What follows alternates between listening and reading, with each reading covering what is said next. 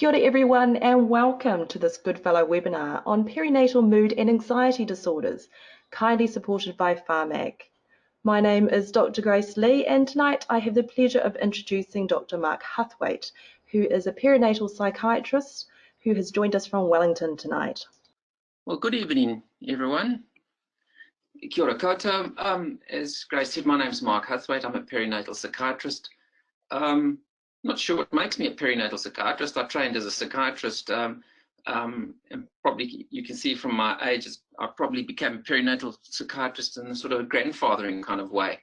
But nevertheless, that's what we're called nowadays, and I've been doing this for a number of years. I lecture at the University of Otago in Wellington, so some of you may well have in fact been students of mine at some point. And as you all know, I'm a fairly sort of active person when I'm lecturing, so I'm confined to a chair this evening. So if you see me getting twitchy, you probably realize that I wish to be standing and talking, but I will try and keep in my chair and work through this. I really would love as many questions as possible. For me, that's the essence of this. I don't want to just go through a whole lot of slides. I'd rather be answering questions and dealing with some difficult conundrums as the case may be. So first of all, I'm just going to go through this introduction of some of these. There are some case vignettes through the course of my slides, and we will then deal with those as we come to them. I have nothing to disclose or declare, and I'd like to attribute some of the slides that I have used to an organization I belong to, an international organization called Postpartum Support International, which is a group of perinatal psychiatrists around the world. We actually link with each other most days through through emails and a website, and that's to share information that's coming up, particularly around the use of medications in pregnancy and breastfeeding. So and that's one way I can keep up to date with the information, because it's incredibly hard, as you would have probably all encountered, to actually keep up to date with what is currently considered safe in pregnancy and breastfeeding, because of it's a changing field the whole time as more information comes on board. So yeah, I just wanted to make that attribution. And the important thing about a disclosure is that you know, we are very strict about any connections with any pharmaceutical companies, because of course we have to be completely independent. So I'm now going to move on. So at the end of this webinar, I hope that you're able to describe sort of common presentations in the perinatal mood and anxiety disorders, and that's a big change that I'll talk about in terms of terminology, and you'll be able to identify some of the symptoms which are pretty unique, and then some of the practical guidelines around the management of the perinatal mood and anxiety disorders. So I just want to go over a little bit now about what used to be called P&D, and it rolls off the tongue, and I still, even after now a number of years using the perinatal mood and anxiety disorders, it's still, I catch myself every now and then saying P&D. It's common terminology, it's widely used, it's in the media, lay people use it all the time, and so what is this idea of P&D? And it's now spoken about as if it is something quite unique, which in fact we really moved away from the whole idea of just that it's a postnatal depression, because there were so many different aspects to this. You know, we've heard people say, often women come and say, oh, I have postpartum, and they imply they've got postnatal depression, but in fact we now are talking about the mood and anxiety disorders, because there are very few people that you'll see with just a pure depressive presentation. So and quite often by sticking with that terminology of postnatal depression, the diagnosis can be missed because the anxiety is so dominant and predominant. And I have some women say to me, well, I didn't think I had this because I was only worried, I was only anxious. Of course, there's the distinction between the blues, and of course, you know, some people use this interchangeably, even with the far rare and more severe consequence of a postpartum psychosis. Of course, all of these, these are cultural and diagnostic constructs around this. And it's quite interesting when one looks cross-culturally at concepts around mood and anxiety disorders associated with pregnancy and the postpartum period. And for example, some of you would have identified that I have a South African accent. That was from, came out many years ago, but when I did some work in Africa and some of my colleagues, we've done some work in the postnatal period, one of the things is in certain areas, it's not recognized at all because they hardly ever see a postnatal depression, what we would call postnatal depression or anxiety. And yet, when they've studied the same group of people who've moved into the sort of peri-urban sprawls and slums, they have a very high incidence of mood disorders and anxiety in the postpartum. So there's something about the cultural, the diagnostic constructs of this disorder, which again is also an important factor that'll come into consideration when you see people and diagnose people with this disorder. It has a high price to society, these disorders, these perinatal mood and anxiety disorders. In these studies from my colleagues in the UK, it costs a lot of money, and there's incredible impact on the child. And I've put those figures up. I'm not going to talk through them, but they're there for you to see. So we know that whether it's depression or anxiety, there's a great cost to mother and child. So why should we care about it? Because, we know that there's a lot of talk about it at the moment. So how does it affect society? Well, we know that untreated perinatal mood and anxiety disorders have far-reaching consequences in relationship problems, divorce, disability, ongoing unemployment, of course, the obvious one of concerns about child neglect and abuse, problems with, if not treated or adequately managed, developmental delays, behavioral problems, and then, of course, at the very bottom there, the things we're really concerned about, and particularly here in New Zealand, Aotearoa, infanticide, homicide, and suicide. Now, some of you will know that the Perinatal Mortality Review has identified suicide as the leading indirect cause of maternal death. I'll talk a little later to that, because there's a little bit of an anomaly in saying that, but nevertheless, it is something we need to bear in mind, and that's why it is so important that, number one, we identify and we treat these disorders properly, and that because these mostly these are, well, in fact, they're all very treatable, and we should be able to eliminate most of the high risks in terms of suicide, infanticide, by early identification and assertive management. Now, it always used to be said that postnatal depression, and initially it was thought to be 1 in 10, so the idea was sort of 10%. There was that old rule of thumb: 1 in 10 a woman will have postnatal depression, and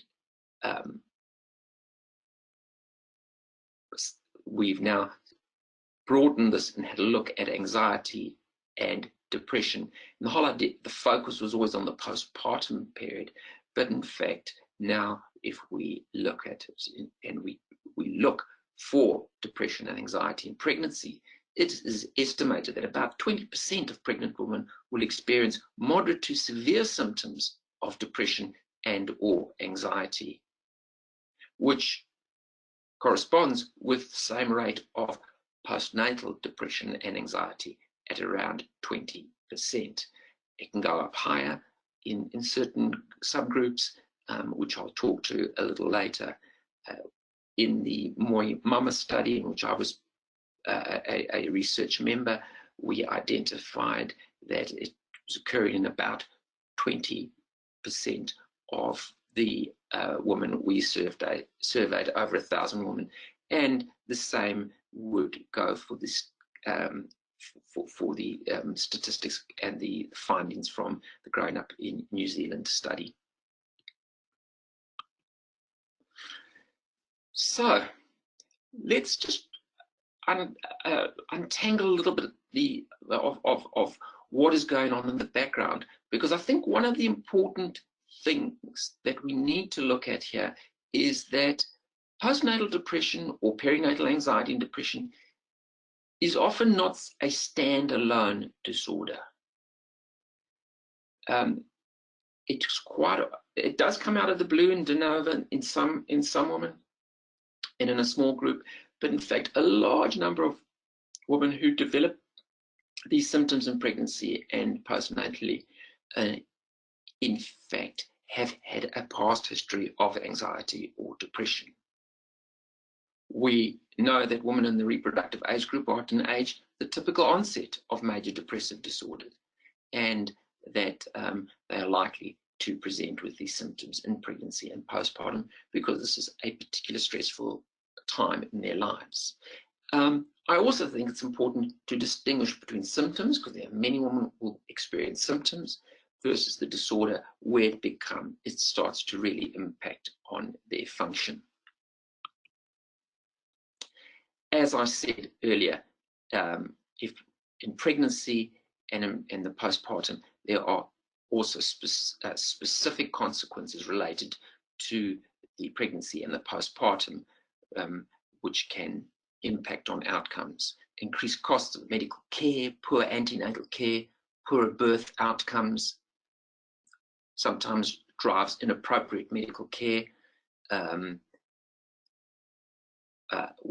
I can also go into a little more detail about attachment disruption and family dysfunction, and of course then child abuse and neglect, and the discontinuation of breastfeeding. These are all important consequences, and this is why we do need to assertively attend to and manage.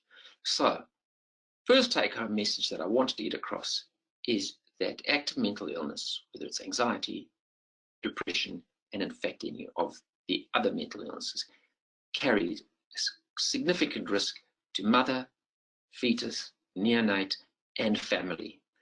And you can see this is a multi-system effect. And I think that's a really important message. This is no longer just about the individual. It is widespread consequences, and that's why it is so important that these disorders are managed and attended to early and assertively.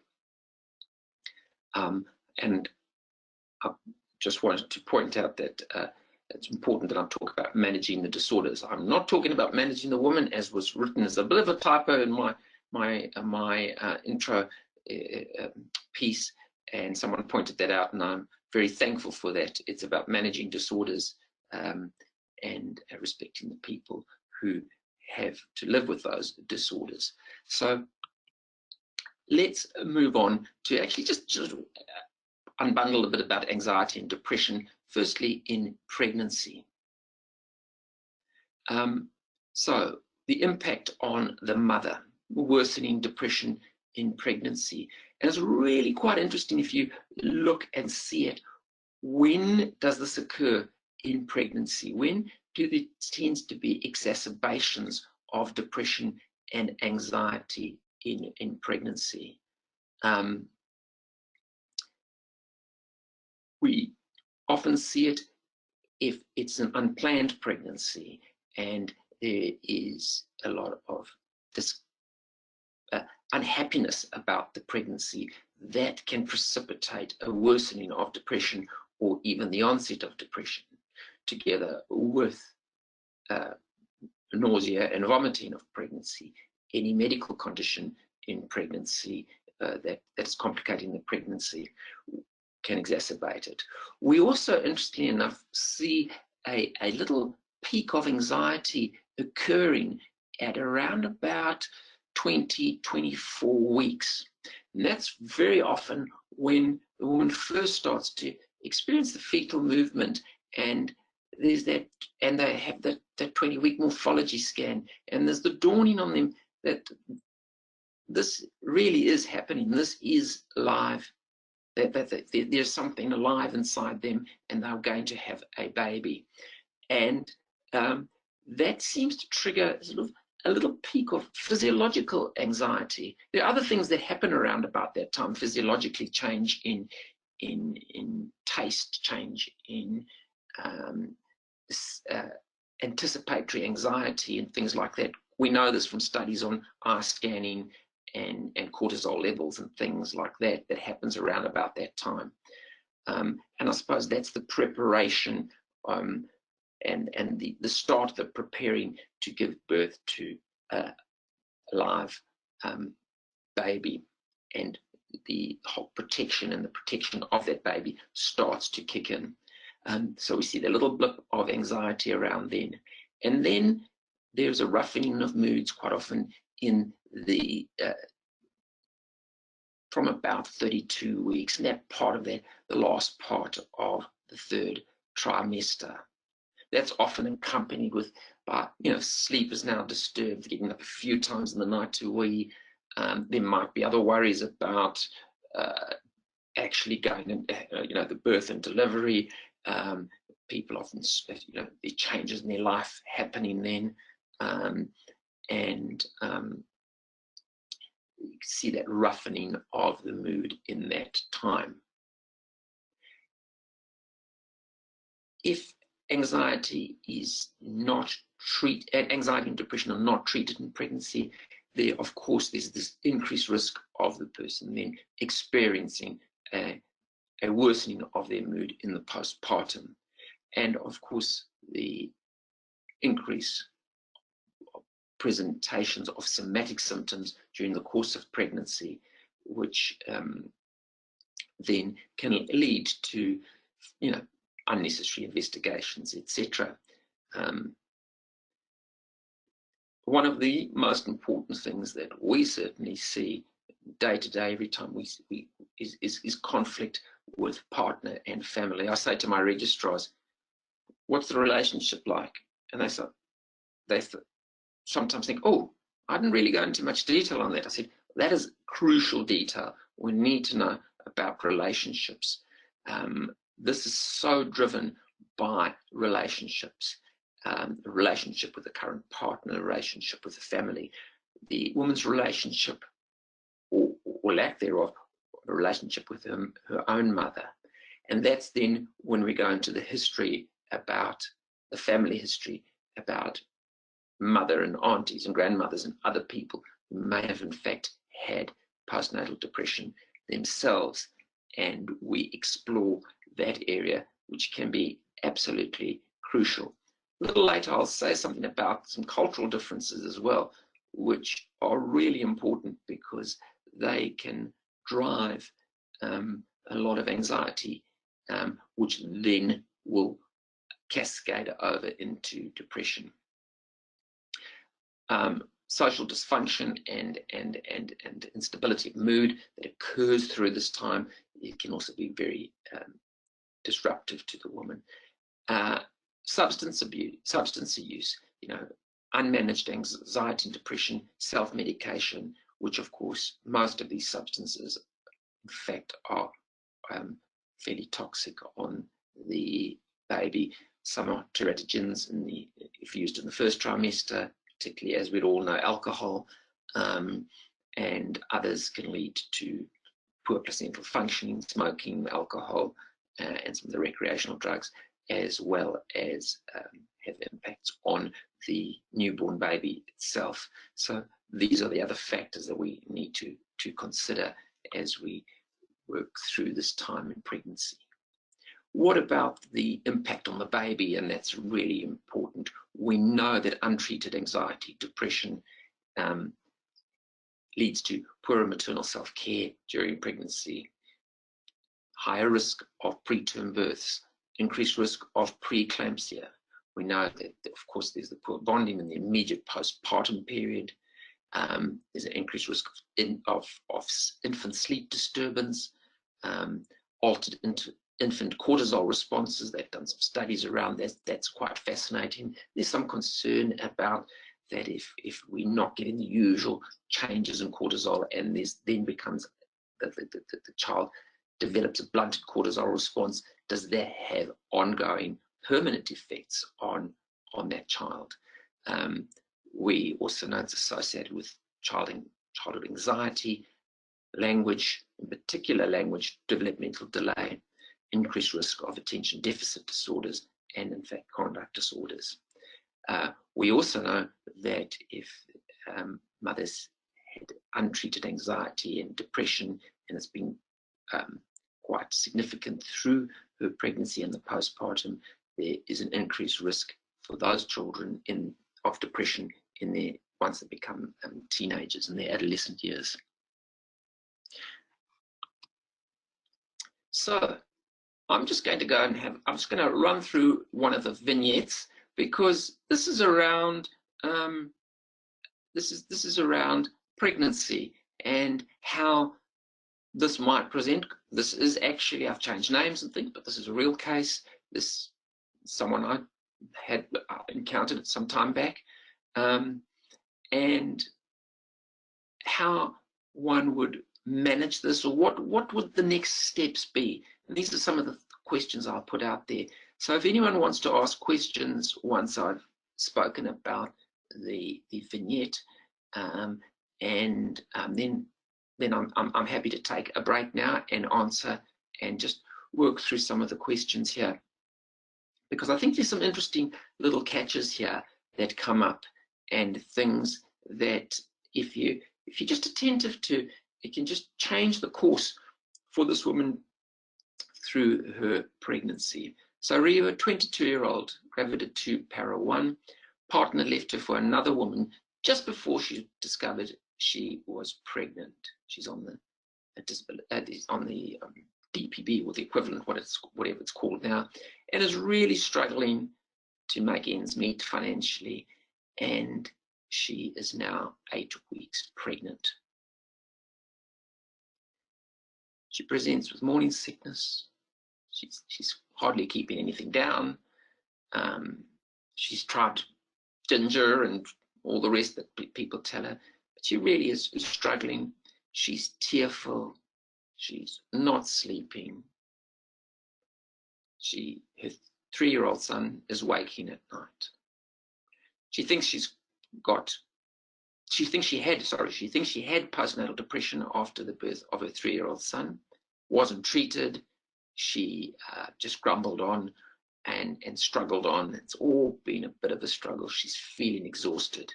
Her partner actually blamed her mood for having left her for another woman, saying she was always grumpy, she wasn't nice to be with, and left her. Her background, she wouldn't consider a termination at this point. Fortunately, her family live in another town, but as she says, Mum's never really been there for me. And she thinks that she probably had depression since she was a teenager. No treatment. She's reluctant to take any treatment. She's scared of what treatment might do. So if there are any questions, I'll take them now. If anyone wants to explore this a little bit further, or ask what happened, then I'm quite happy for us to take a break now and moving on with the slides and just answer any questions that might come up. Mark, just a question around assessment. Someone's just wondering what would be the usual assessment we'd consider in this particular circumstance, and what would the risk factors be for this particular individual with her developing depression? Oh, great question. That's exactly, you absolutely nailed it. This young woman is clearly at increased risk of developing depression through the course of this pregnancy and in the postnatal period. In fact, the important thing is to now really tease out her depressive symptoms and to see, does she need treatment? That is going to be really important at this point. The reason I put it at around about this time is because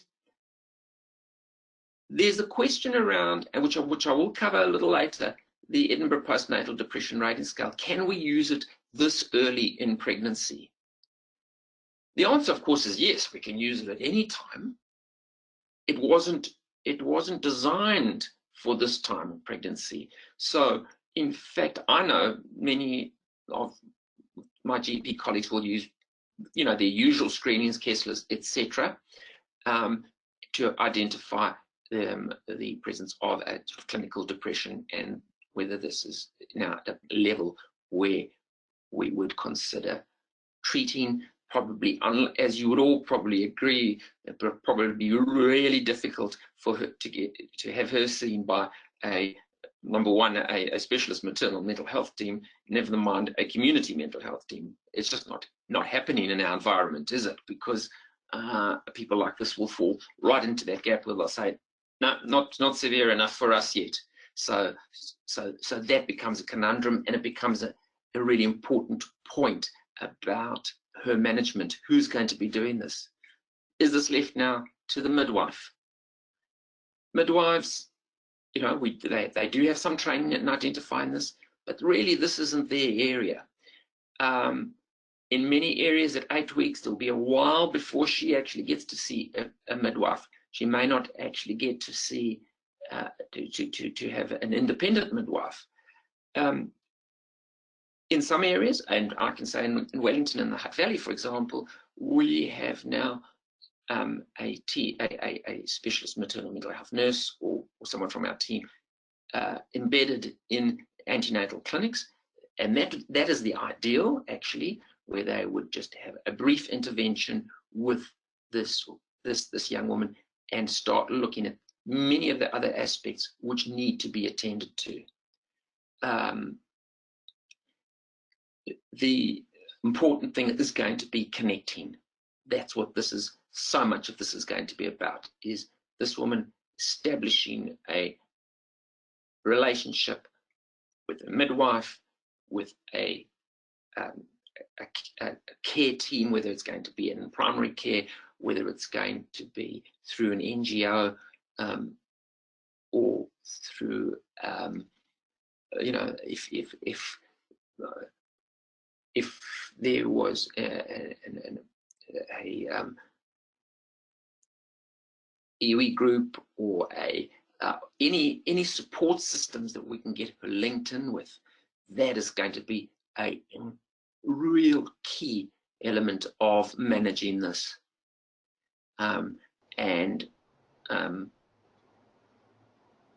Because one thing we know is that isolated women who are isolated, who are all alone, and who are feeling quite marginalized, they carry, number one, at the risk of worsening anxiety, worsening depression, and poorer outcomes. This woman needs to be connected, and that's the goal here.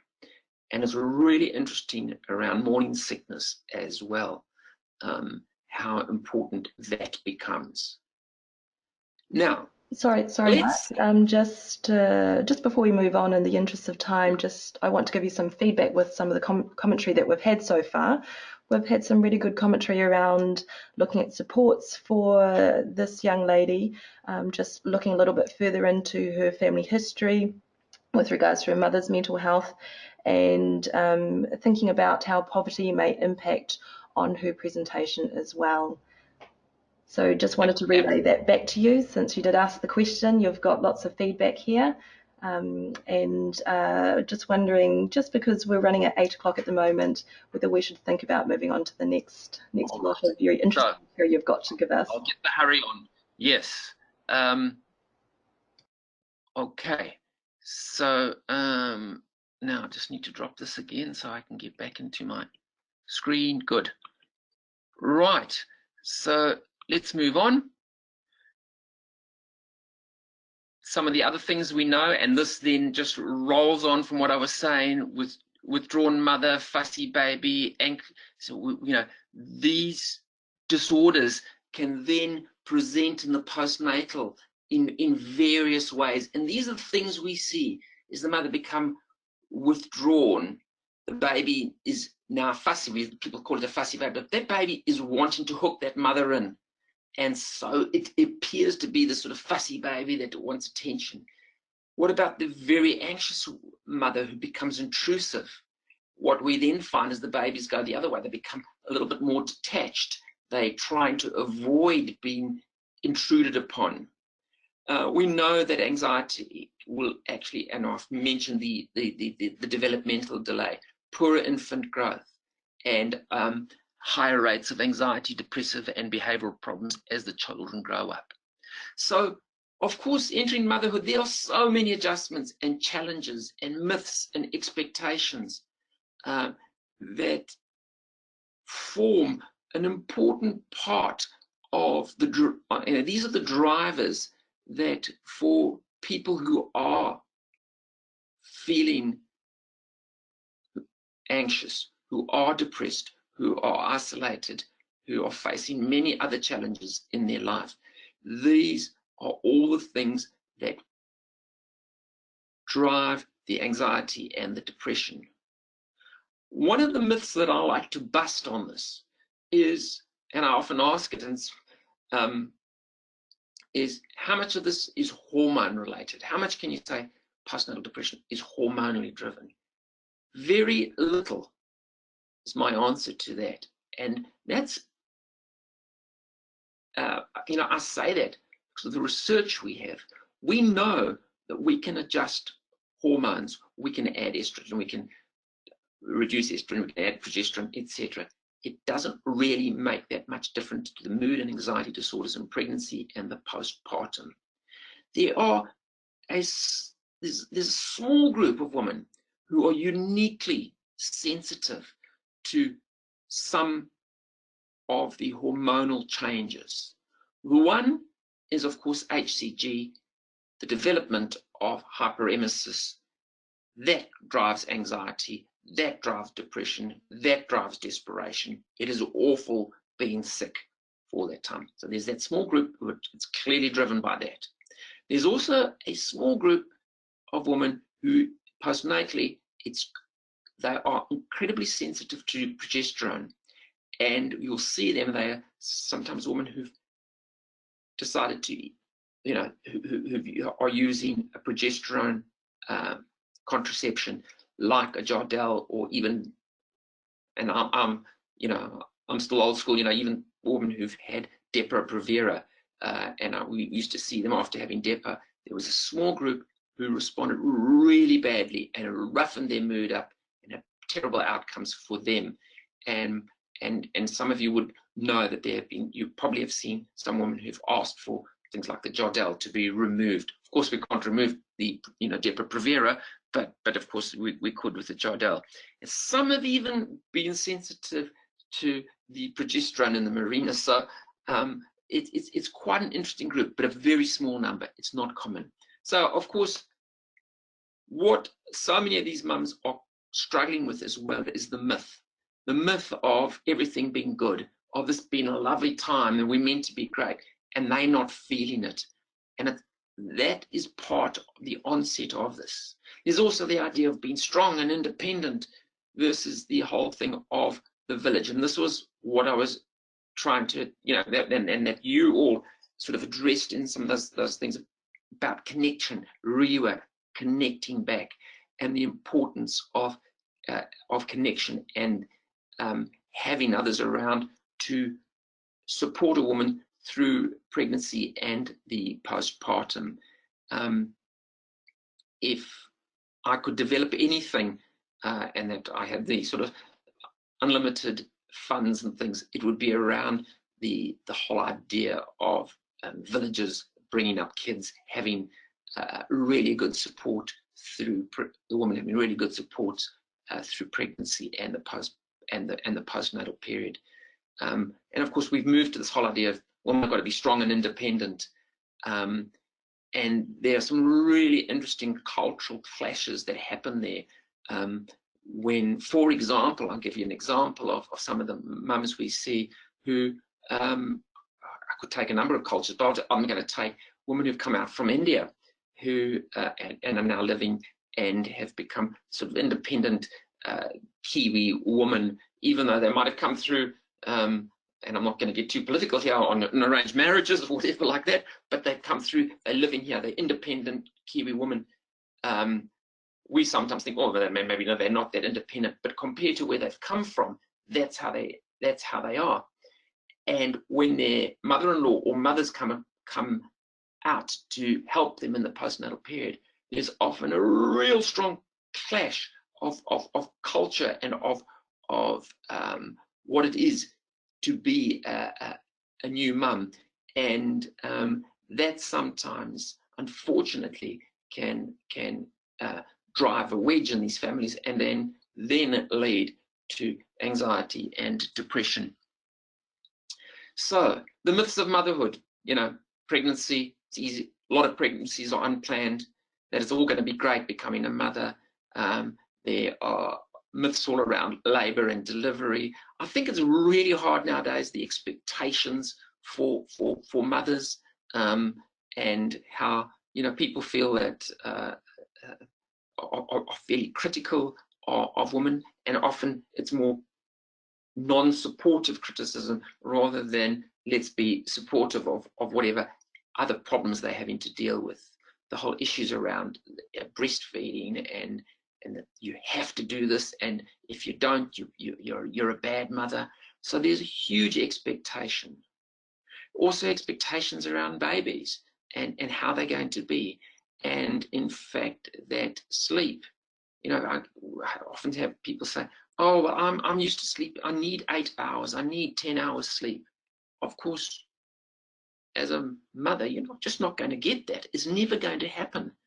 And people hold fast to that, hold tight to their beliefs, so that then drives an anxiety that they're going to feel terrible. And one does feel terrible when you haven't slept, but you can manage. And sometimes it's just to get to that point that is so hard for some women. Then, of course, the whole idea of being superwoman, mother, wife, doing everything, and they often struggle with that, and that's where the anxiety and the depression are often masked, hidden, because they're coping so well until the wheels really do fall off. Of course, there's also, it's all about me, with little awareness how much that's all going to change, and it certainly does, and that for some mums is a real challenge. I've mentioned hormonal changes, prenatal classes and expectations that are raised in there, but also the importance of that, of having those connections with those other mothers and preparing for parenthood.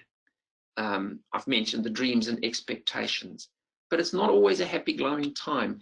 And when there's a community sense about that, and women are sharing this, then one can see changes, and some of the unpleasantness becomes more acceptable. I've spoken a little bit about sleep and sleep deprivation, that loss of freedom, the loss of control, self-esteem. Sometimes that's connected to one's work, and then the woman now has to stop working. They see other people getting ahead of them. Then the problem when the birth doesn't go as expected. They'd planned this, but everything just didn't work out like that. I saw a young mum yesterday who's now 6 weeks postpartum, and everything was going according to plan until she went a little bit over time. She was now 42 weeks pregnant, and they decided to induce her. There were decelerations during labour. All of a sudden, emergency elective cesarean section. She ended up with a wound infection, in a lot of pain, couldn't breastfeed, feels like a failure, still got the pain, has had a number of antibiotics, and is just in a real mess now. And her tears were, this is just not what I thought was going to happen. I had everything else planned, and she just feels it's all been a disaster. Of course, they have to learn new skills. There's a lot of role transitioning happening around this time. There is a shift in relationships with the focus on the baby and the forming of attachment. The mama mentioned who I saw yesterday. She was so worried because through all this, she just says, I'm not attached. I don't have a relationship. I don't think I'm connected. I'm bonded to my baby. And feels so guilty about that. And so that's a bit of work that my colleague, the nurses working with me, will be doing with her, because at the same time she's also had thoughts that she shouldn't be around. She's not valuable to this baby or to her partner, and so she's had some fleeting suicidal thoughts, so linked to all the expectations she had of herself, and now the sense of failure. Interesting enough, she's actually in a really good relationship, but interesting enough, we took that family history. What was it about her mum? Mum had postnatal depression. This woman spent quite a lot of time with her grandmother in that postnatal when she was a little baby. As I said, there are a lot of fears and that happen around this time. There's the renegotiation of responsibilities and relationships. There's sometimes the having to rely on support system, rely on other people. Insecurities about parenting abilities, and if there's anxiety and depression, then that will just be made a whole lot worse. Establishing feeding practices. This is an incredibly important driver for some women in their anxiety and their depression, because it's such an important thing. I'm feeding my baby and I'm being told I have to breastfeed, and they thought it would just be something that just happens easily, and as we all know, it's not that easy, and can it can be a lot of challenges. Really interesting, of course, as we now I've seen this over the time, and is this whole idea of tongue tie and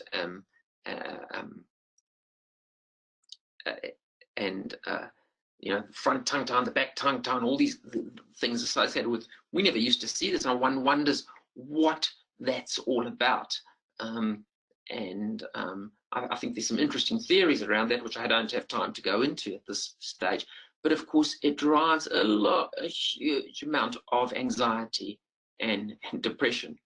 When I many years ago, and my wife is a midwife and a nurse, and we were still living in South Africa. We had kids at the time, and we had babies at the time. And I said, well, I didn't believe in colic because I thought it was around just around anxiety and depression.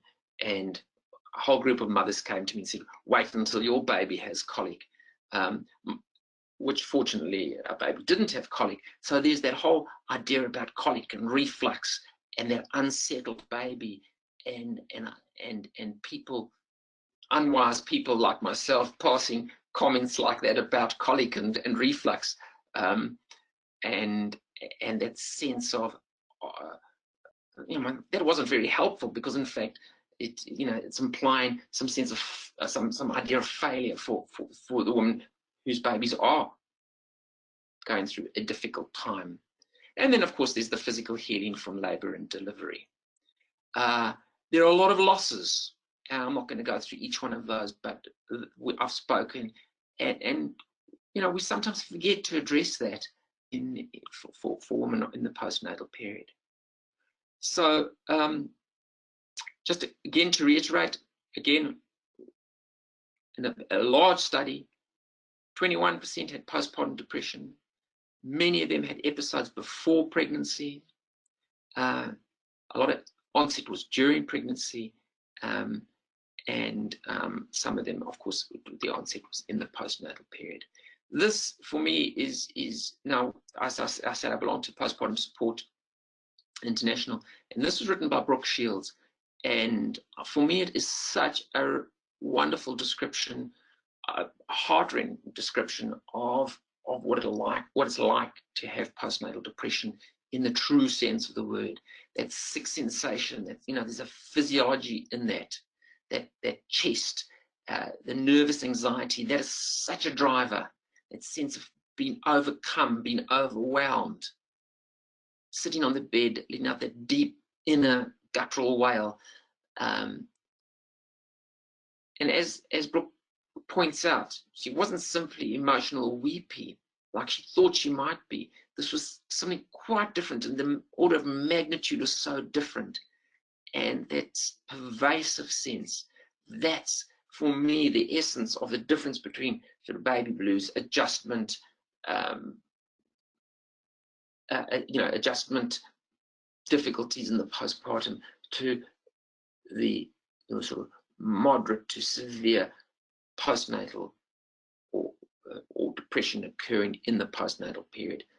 And we mustn't forget it's large. It's also driven by the anxiety. And unfortunately, often underdiagnosed and undertreated.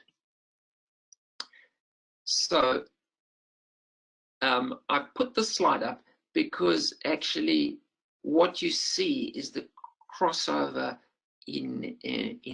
that happens sometimes in the difference between what's going on in pregnancy and then what's going on with the depression, and having to work and sort some of these out as one takes the history, does the mental state, and works through what is going on for this woman to identify the depression. One of the things that I often ask about, maybe I'll do it in the next slide after this one. We'll talk a bit about the baby blues. A lot of mums get this common crying, feeling overwhelmed with motherhood, being uncertain. It's a mild type, symptoms of a mild nature. Hormonal fluctuation. This is probably the one that's related to hormones, not the postnatal depression and anxiety. It's probably more the baby blues, and some of the letdown phenomena, establishing breastfeeding. This is 2 days, probably no more than, wouldn't go for longer than 2 weeks. We sometimes call it the pinks and the blues, because sometimes there can also be some slightly elevated days if everything's going well. It's often related to just, they haven't slept and they are extremely tired as they adjust. Whereas, and it really isn't a mild form of depression. They're mild symptoms, but it's not a form of depression. There's a distinct difference between blues and depression. I think that's really important to identify. Whereas, and that's largely determined by severity. Depression is magnitude greater. The timing, postnatal depression doesn't often kick in those first 2-3 days. It usually comes a little later, unless they had severe depression in pregnancy and it's carried on. But it's usually the onset is a wee bit later. And of course, depression is a lot more pervasive and enduring. So these are the symptoms that I tease out. And I ask about the anxious thoughts, because this is how it seems to go, is that in, week 1, 2 postnatally, they're starting to have the anxious thoughts about the baby, about themselves, all what I call the have-tos. I have to do this. I should be doing that. Am I doing this well enough? Oh, maybe I have to do that. What if? And also the what ifs. What if my baby wakes and I can't settle him?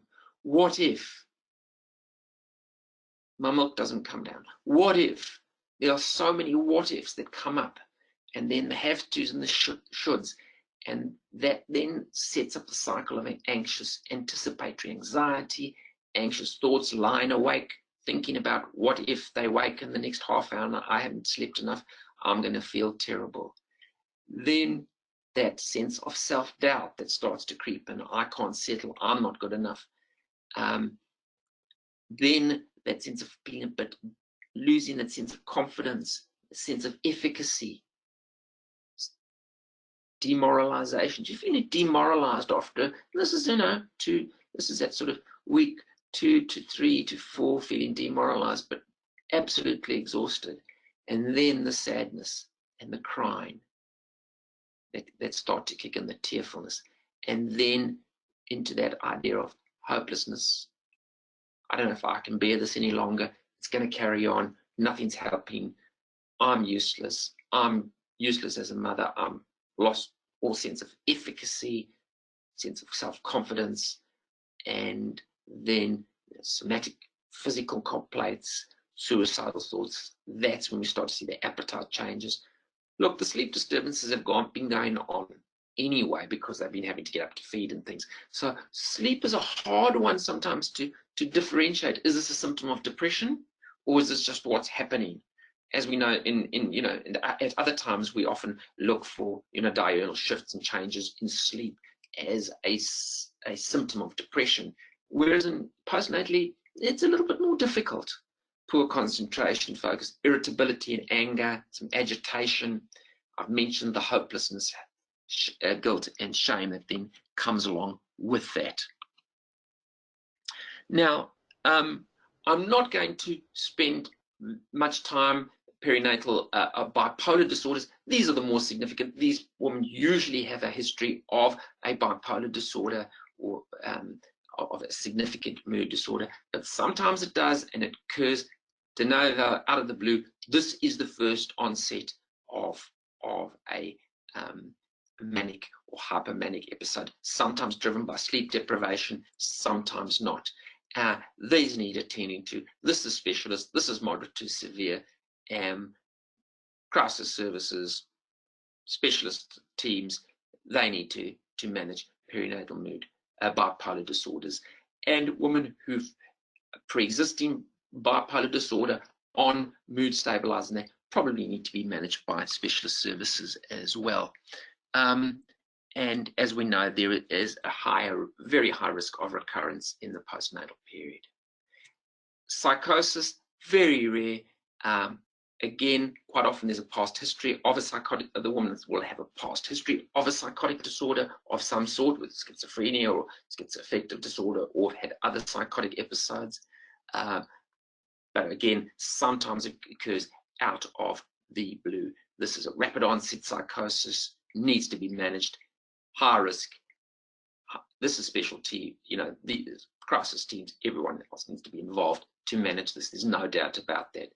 And this is usually in the first few weeks post-delivery. I've put up some slides around it. It's often driven by the delusions, hallucinations. It's the full-blown psychotic symptomatology, like confusion, disorientation. It's rapid. Their mood swings, and there might be little brief periods where the woman might seem okay, but it rapidly changes, and so one has to attend to it straight away. There are risk factors, and I've spoken a wee bit about these earlier. Previous histories of anxiety, of family disorders, significant mood reactions to hormonal changes. I've mentioned that. Endocrine dysfunctions, any other. So if they had gestational diabetes, we have a look at that. I often will be often check thyroid functions, and we pick up hypothyroidism. Sometimes where they've had previous hyperthyroidism and have thyroid antibodies, so we need to go and have a good look at that. Women who've had fertility challenges and had been on all sorts of hormones tend to also be at an increased risk. So endocrine disorders do increase the risk. I've mentioned the social factors, inadequate support. Interpersonal violence is really important, particularly domestic, call it domestic violence, family violence, really, really important factor. It is also a very, very important risk factor for, if a woman is depressed, for suicide, and you need to tease that out. That should be an important screening question as well. I've mentioned financial stress and poverty, loss, moving, and of course for some people who it's just high stress teens, mums who've got multiple babies, single mothers, and any other marginalized people who don't have support. Complicating factors, any birth-related factors, difficulties in the labour, birthing, any complications. Sometimes it'll present like, look like a postnatal anxiety and depression, a lot of anxiety symptoms and the mood. And then when you take the history and you identify that there was a traumatic birth or a traumatic incident post-delivery, then you will tease out the PTSD fact. PTSD it becomes clear that they have symptoms of post-traumatic stress disorder. Any health challenges, babies or parents, so babies and NECU, and any other health disorders in the parents. The temperament of the baby, that is quite important, and you will hear mum say, that's everyone else's baby seems to be laid back, mine is like this. And we do know that babies have different temperaments, and of course we all have different temperaments, and there's this concept of the goodness of fit, how that fits with one's own temperament, and if it doesn't, and what that creates. So that can become a factor which drives the anxiety or the depression in the mum, and one has to deal with that as they learn to know their baby. There are some age-related stresses that also come into it. And I'm not going to say too much about seasonal. We do occasionally see some people where a seasonal factor will play into it. Perfectionism and high expectations are really important. Interesting enough, a lot of mums we see are professional women, high-functioning jobs around Wellington, who really struggle because they need to be superwoman. Pain, whether it's chronic pain or recent onset pain, is really important. Lack of sleep. Breastfeeding. Breastfeeding is a really interesting thing. For some women, breastfeeding is a protective factor and helps them with with their mood. And for other women, it actually causes them to become depressed. So it's a really quite an interesting thing. Some women, when they stop, it's the guilt of stopping, which then drives the woman. It drives the depression. For other women, the stopping brings a great sense of relief. And so I say that's an individualized response, and one needs to work through it with the woman individually and let them make an informed decision about that. Of course, caring for other children, relationship stresses, and really importantly, the history of childhood sexual abuse that often comes back into play again when a woman has her own child. And it's not only related to the sort of fact that, there are obstetric things happening and examinations, and that seems to be, it's a really important thing, but that's not the factor. It's that sense of vulnerability that is brought to the fore again. So psychiatrists and mental health workers, we have catchphrases, and we refer to that as the ghosts of the nursery's past, and those come back when the woman is in her own, having to deal with her own change and time and being the mother in the nursery. Changes in relationships are so important, and there's another interesting time when all of a sudden one does identify either it's been untreated postnatal depression or the depressive symptoms and anxiety symptoms get worse, or they come out of the blue. And this is at about 8-9 months. And this is often related to, again, the next change in role, returning to work, the anxieties around that, and the woman being unsure about what that really means and what their roles are. But it also coincides with babies teething and change in sleep patterns and things like that. Really important to explore cultural considerations. I probably don't have enough time to go through all of those, but once again, I just want to stress the importance of family, of getting to know the family, getting to know what the cultural considerations are, and how to work in that space. And if you don't know, then get people who do know to work in that space. And it is actually so rewarding, because there's just some wonderful cultural, and that's right across, and I've worked with so many different cultures, where there's just some little wonderful cultural things with that hook that get you in and can be used, and you just see it starting to make sense to this whole family system, this whole cultural system. Mark, And do you think you'd be able to comment on just one or two key points about our more vulnerable populations now that we're on cultural considerations, such as our Pacific Island and Māori cohort, and with regards to what we should explore in this space? Just a couple of key points. Okay.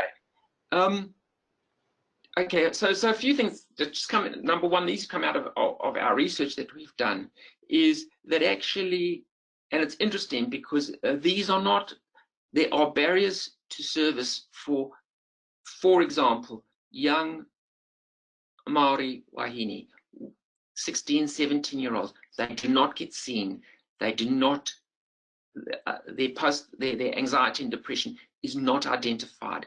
It's missed, and they struggle on there. People don't identify it. For some reason, it's not picked up by the midwives. It's not picked up by attending doctors.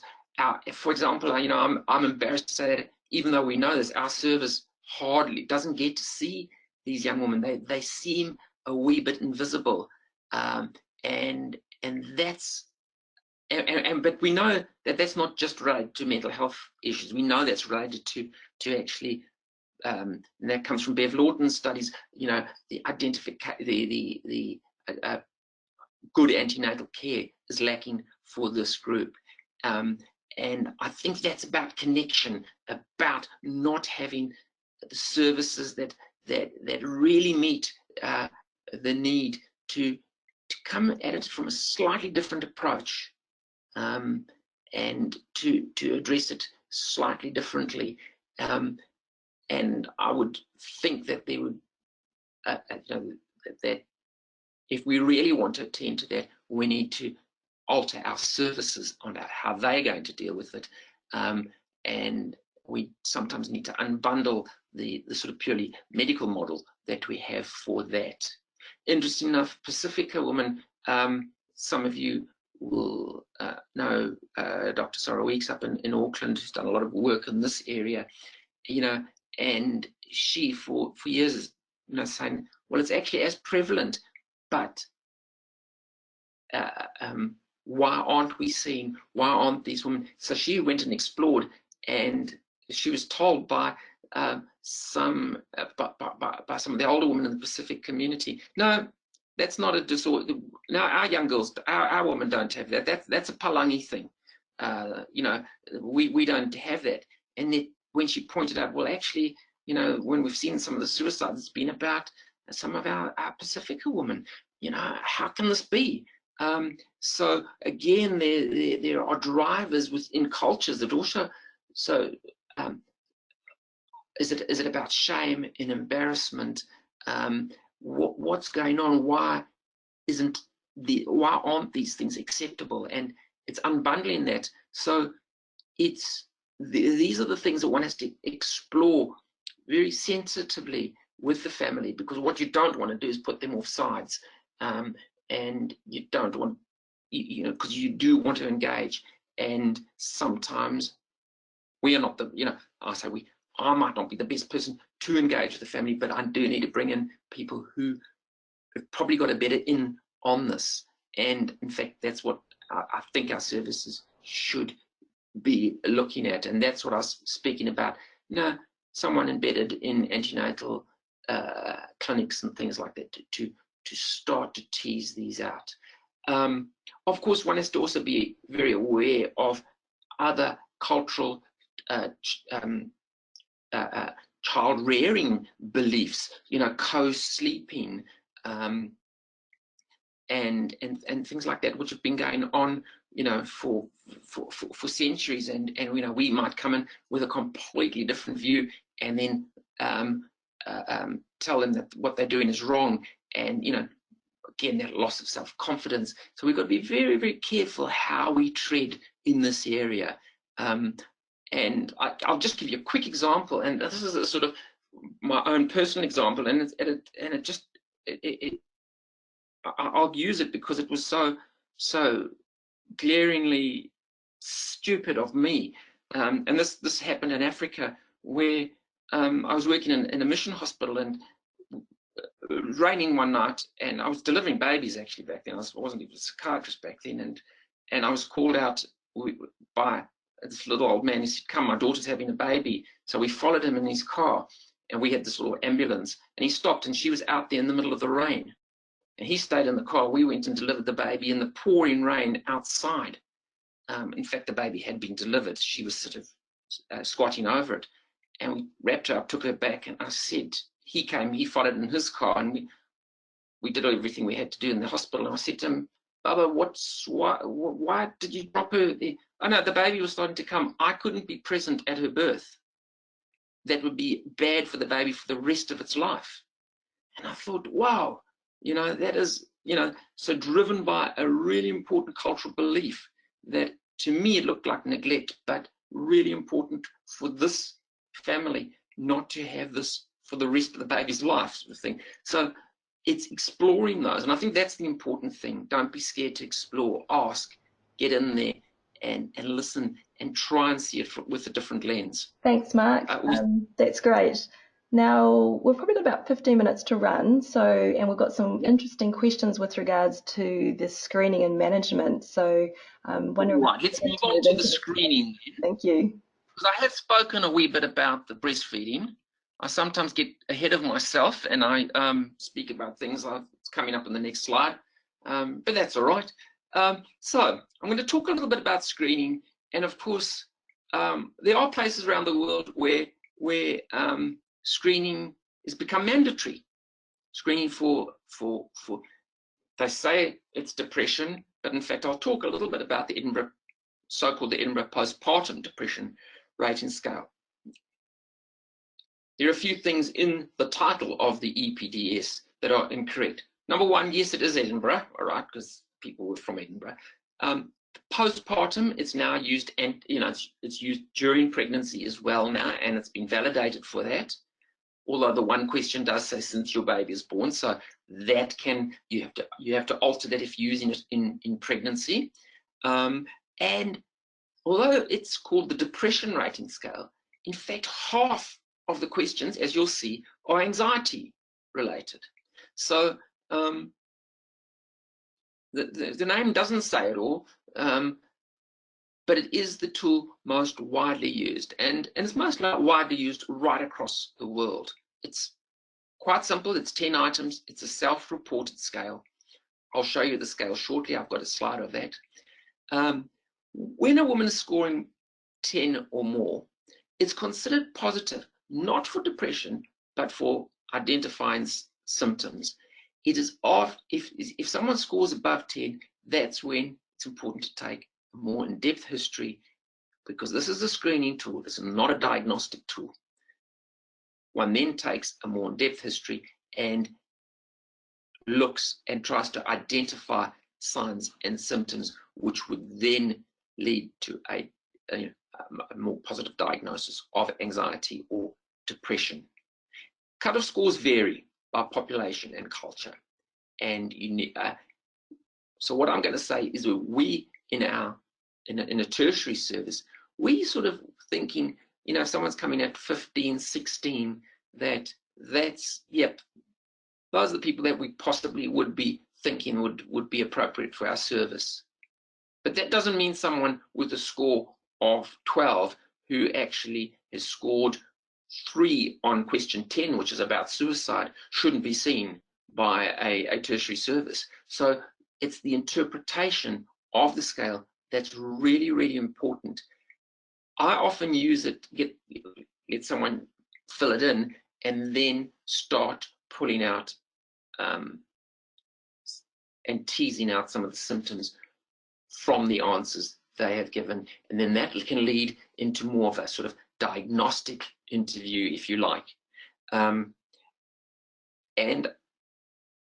the important thing that I think as well is, if we're going to use a screening tool, is that it's not just screening for anxiety and depression.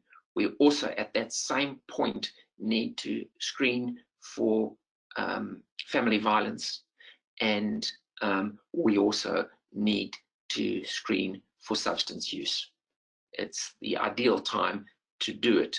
Funny enough, or interesting enough, we've actually developed an app that will do all 3 of those, but we can't, and it's, we would give it freely to anyone who wanted to use it with a case management system, but we can't get funding for the case management system, which is an integral part of it, because around the world where they've introduced mandatory screening, as we all know, you can screen, but if you haven't got a service that will respond to what you've screened for, then it's probably worse to screen than it is not to screen. And we know this, you know, we talk about bowel cancer screening, etc., and all the different kinds of screening. So this is the important thing around, you know, for me, around addressing the whole idea of mandatory screening, because in places where they have introduced it in the United States and in other jurisdictions, it hasn't actually improved outcomes. So one's got to be careful why you're doing screening, because ultimately what you really want is to improve outcomes. So this is a little bit about the Edinburgh. This is the Edinburgh postnatal depression rating screening scale. You can pick it up off the internet. There are lots of sources to find this. It's actually not copyrighted as such. It's Creative Commons. And as you can see, although there are some things that are around the mood, if you start looking at the anxious, feeling scared, panicky, things have been too much, feeling overwhelmed, you'll identify that I blamed myself, and that's about, you know, and a lot of that's anticipatory kind of thing. You can see a lot of it's driven by anxiety. Question 10 is the thoughts of harming myself. That's really important. And when I ask someone to do the EPDS, I will actually then tease out other symptoms using their responses to this. So if a woman, for example, scores 2 on thoughts of harming myself, I will explore that further, and linked to that, I will then ask her about, has she felt so overwhelmed she's thought of harming her baby, and that'll lead me into those questions. It's quite it's a useful segue into that, instead of bringing that just suddenly out of the blue, which can be quite distressing. So, you know, 10 to 12, presence of depressive or anxiety symptoms, does not reflect the severity of the symptoms. And that's why one needs to tease that out further. One does need to be cautious when interpreting it from non-English, although, and it is, there are, as I say, there's 60 different languages, and you can get a lot of them here in New Zealand, a lot of the translated versions, which actually have been validated. Right, so I thought we'd get into this next vignette. We've got some time, yes. Ellen, 32-year-old, first-time mother, baby Gus, age 1 week old, fully breastfed, normal delivery. She's struggling with breastfeeding. It's harder than I thought. What if I can't? Letting my baby down. Haven't had that much sleep. supportive partner who's at home, worried about how she'll cope, tearful at times, EPDS about 14, mothers come up, what's going on here? We'll just take some take-home points here, if that's okay. Sorry? We'll just take some take-home points here, if that's okay. With Yep. this particular case, we're just running a little bit over time. Okay. So take-home points with this case is this is probably more adjustment, probably doesn't require treatment, medications and things at this time. You look for supports, follow-up, close follow-up, and these symptoms are probably likely to roll over. But 6 weeks, not a good sleeper, difficult to settle, sleeping in 3-hour block, thinks he has reflux, mind's full of shoulds, have tos, what ifs, can't get back to sleep after feeling so tired, can't think, feeling a bit useless, demoralized, tearful at times. You can see what's coming. This is the same case that's now just, this is now we're getting into that pervasive area, EPDS of 20. This is postnatal depression, or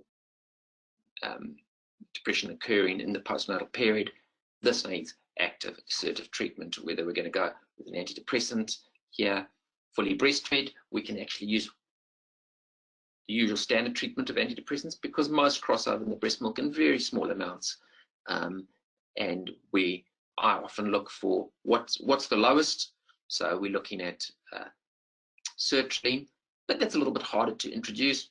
Citalopram, yep, that works quite well. Fluoxetine's comes across in the breast milk a little bit more than any of the others, but again, it doesn't seem to actually have any bad effect on the infants. I use the antidepressant that is effective for the woman. So if she past history of been using this one or that one and has been effective, I would go back onto that.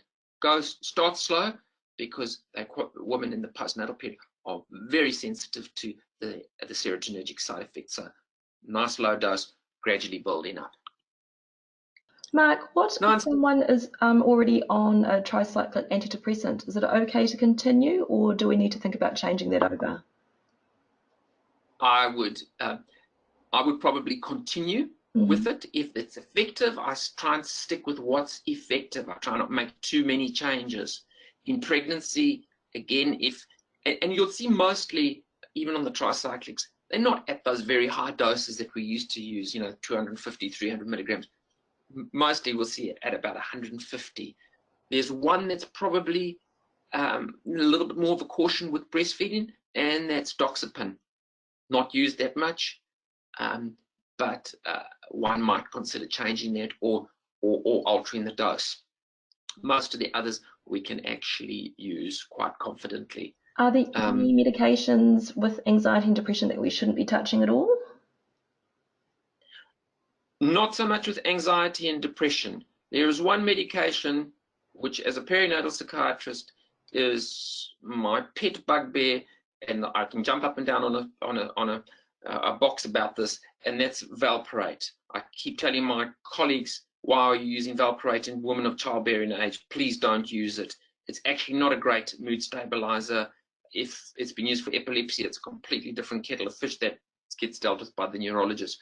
But from a mental health point of view, valproate should not be used in women of childbearing age. It's banned in France, by the way, for doing that, and I'd go in the same way. It's too toxic.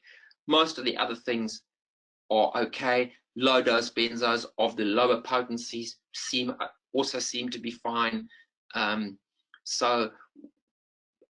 if in doubt, what I say is, if you are worried about it, it's quite hard to look up this, as you would all know, which website you go, what's reliable, because websites don't change.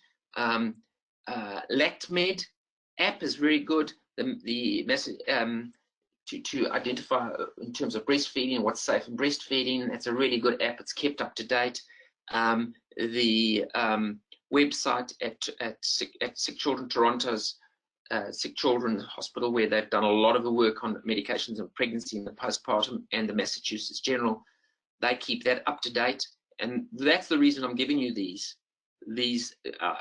references, because there are many websites, but many are not kept up to date. We used to have one here. We didn't get funding to keep it up to date, and that's you know, so we've, you know, it really has to be kept up to date. And when I say kept up to date, it's not yearly, it's actually monthly, and it costs a lot of money to do that. So I always say to people around you, if you're worried, please just come, you know, speak to a perinatal psychiatrist. I often get left messages, Mark, can we use this in pregnancy? And I don't get back to you immediately because I can't obviously be there all the time, but in emails, etc., I will respond to those, and hopefully there will be people in your areas who will do the same. But if there aren't, as I said, I do get back to people at some point about those questions. 2 questions, sorry, just before we moved on quickly. One on either end of the extreme. For people that have recurrent anxiety and depression and subsequent pregnancies Yes. with major anxiety or depression, how should we manage them, and how quickly should we intervene in these subsequent pregnancies? That's question number 1. And the second question was just around managing women with generalized mild anxious thoughts and constant Googling. Any tips there? Okay, I'll do the first one. Yeah, people who have recurrent anxiety, depression, look, it's going to roughen up in pregnancy and in the postnatal period. Number 1, the first thing is if they are on medication that has stabilized them, and it's generally, most of them, as I say, are considered, you know, we can use through pregnancy, I don't make too many changes. I try and keep things very much the same. And then we look at the supports, we look at other measures for managing the anxiety. And these are some of the things I've got up on the screen now, and try and get those in place. Once again, the importance of support systems, getting other people involved and engaged with them. If the woman's symptoms and that start to exacerbate, start to deteriorate, and you know, she starts to get in a pickle, then I think, you know, judicious referral through to a tertiary service is, if that's available. And I know it's not available everywhere, and that it, you know, I get angry that it's not available everywhere, but we all know that there are restraints. So managing it effectively and assertively is really important, because it does carry on. If it's untreated and unmanaged and escalates, then we often sit with a far greater problem later on, either in pregnancy or in the postnatal period. The other around Googling, it is a huge problem because people are looking, and there's such bad information out there, particularly related to pregnancy and the postpartum. But you know, even before this, I used to say to women, if you go to the library and you look up a pregnancy and how to parent, there are going to be 50 books on what to do in pregnancy. They all got different ideas, and 50 on how to be a parent. How the hell do you sort that out? This again drives a lot of anxiety and insecurity for these women. So I usually try and say to them, be careful what you look up. Here are some good websites, and identify those websites. This one, Jane Honigman, who's part of PSI, Postpartum Support International, you know, there's some really good things there as well. So Postpartum Support International, or if you just look up, Google it, PSI, they have some really good information on their website. It is American, but in fact it's international. And I try and steer people there rather than tell them they shouldn't be doing anything. Are there other questions, Grace? I think we're good to carry on. Thank you. Good. I spend a lot of time talking to people about sleep, nutrition, time for themselves, emotional support, practical supports, of course, financial things wherever possible, to get the social workers involved, or NGOs or whoever. There are some incredible, you know, in New Zealand we actually have some incredible groups going on that are happening for women with babies. Everything from Family Start, Parents as First Teachers, Circle of Security, the Incredible Years programs, Mellow Parenting. You may have heard of these. These are right across the country. There are these different groups that are being run. Our Space, that's supporting parents alongside childhood education. There's space groups all over the place. We know that these actually don't only benefit, the whole parenting and the sort of parenting skills and things, but they're great in terms of connectedness, and we know they actually foster better attachment styles and things like that. So we should be using these groups, and but as we know, there are some people who just really don't do groups. So medical management, medication, I've spoken a wee bit about this. Generally, we're using SSRIs. Can we use a bit of Zopiclone? Yeah, I actually sometimes will prescribe a bit of Zopiclone at night, but here's the catch. It's no good saying, a woman saying, I can't sleep, I can't switch off because I'm having to wake up, and then you say, all right, well, you take a Zopiclone, and then she says, yeah, and if I'm asleep, who's going to feed the baby? So you've got to build it in. So one of the things I do is say, right, I either build it in, I'm not going to give you a sleeping pill just to wake up 3 hours later and feel groggy. If I'm going to give you some Zopiclone, I want someone else to be able to use express breast milk or formula or whatever. Or you will use a half or even a quarter just to get back to sleep after waking up for that 2 o'clock, 3 o'clock feed. And you use it in a sort of targeted fashion. And it's it's okay in breastfeeding. And we don't use it. We don't use it every night. We don't prescribe it every night, and we don't encourage its use every night. But targeted times on the weekend when partners are around, or mum's staying over, or whatever, and it can be really very helpful there. Of course, I've mentioned the SSRIs are the first choices. I won't talk about the management of bipolar because that's a completely different area and take another whole seminar to talk about.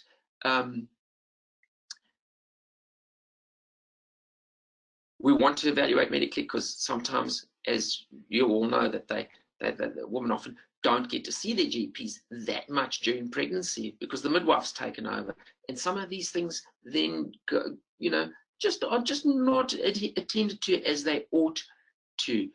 People often ask me, and that's why I put it up here, not that it happens. People say, oh, what about ECT? For severe depression, it is used, but it is seldom used, if ever. But it's an interesting and it's a frequently asked question. It can be very effective, but again, that would be in the most severe cases. And honestly, I probably have seen it used 2 or 3 times in the last 5 years in the Wellington region. In fact, I cover, as our team covers, basically the lower North Island. We just really don't see it happening. Hospitalisation, that's a hard one. We don't have mother-baby units. Well, we do. Down in Christchurch is the unit there, and up in Auckland. So there's 6 beds down in Christchurch. There's 3 beds up in Auckland. None anywhere else in the country. And overseas, there, in the UK, there's a big drive to more mother-baby beds. I was the visiting consultant out in Perth at the Fiona Stanley Hospital. They've got 8 beds just there across, and that's in Fremantle. Across in Perth, I think there's another 12 beds at King Edward. So, we're way behind on that. Hospitalisation, we try to avoid it, but sometimes it's necessary, but that often means the mother and the baby have to be separated because we just don't have the facilities in our acute units. As many of you know, it's hard enough to get anyone in, and they have to be pretty acute to get them into the acute units. So it's quite often not an option. We do try to put in large amounts of support where we can, if we can get it. And sometimes it's 24-hour nursing for a few days if we can get it. But it does require that kind of commitment from services. Really important, inadequate treatment can lead to chronic depression relapse. That, for me, that's one of the big messages here. We need to treat assertively. It's not good to use saying, oh, well, I'll use it because I'm not sure about meds and pregnancy or postpartum. I'll use a small dose. If we're not going to use it properly, we mustn't use it at all. Because, otherwise we're just exposing them to these things with no real good effect. So it's really important for the assertive management. There are all sorts of therapies, and I'm not going to go through that, and it requires all sorts of different kinds from individual couples, family, group, mum, baby, diet, and where people are lucky, they can get all different degrees of this happening, but in some areas, very little of this happens, unfortunately. The suicide risk, as I said, is the leading cause of maternal death, indirect cause of maternal death. But it is, remembering this is in a high-risk population anyway, and the risk is more significant because we are talking about a mother and a baby and the loss of that relationship. But any suicide is something we've got to try and prevent, and we mustn't forget that this does happen in the perinatal period. It's related to the mental illness, often with substance abuse. It's less associated with unemployment, adversity, single status, and divorces. No, those aren't the associated drivers. It's around severe mental illness or mental illness, probably moderate to severe, and substance abuse. And as I said earlier, one of the other important factors is domestic, is into family violence. That is a real driver for that. And of course, we know unfortunately in our country, that's a significant issue. And so many of the mums we are working with, we've had, refugees involved, or we're having to deal with this problem, and it just makes it so difficult. So, Grace, we still got some time for questions, have we?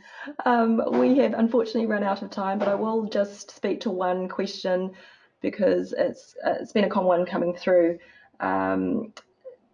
People are wondering with regards to the treatment, what timeframes are we looking at for the treatment, and would we be dosing at similar doses as if someone wasn't pregnant? Absolutely. Similar doses, we dose towards efficacy. We want it to be effective. Remembering antidepressants have got quite a flat dose response curve. So once if they're not responding up at the sort of higher levels of 2 tablets, whether it's sort of 40 milligrams of citalopram or 20 S-citalopram or 20 or 40 fluoxetine, 40 paroxetine, we're probably thinking, well, that's going to need a change and we need to switch. The duration of dosing is as with any other major depressive disorder. You dose through probably 9 months to a year. When I'm working with women where the onset was either in pregnancy or post-natally, I don't all of a sudden stop at 9 months or a year, because that's often, again, a transition period.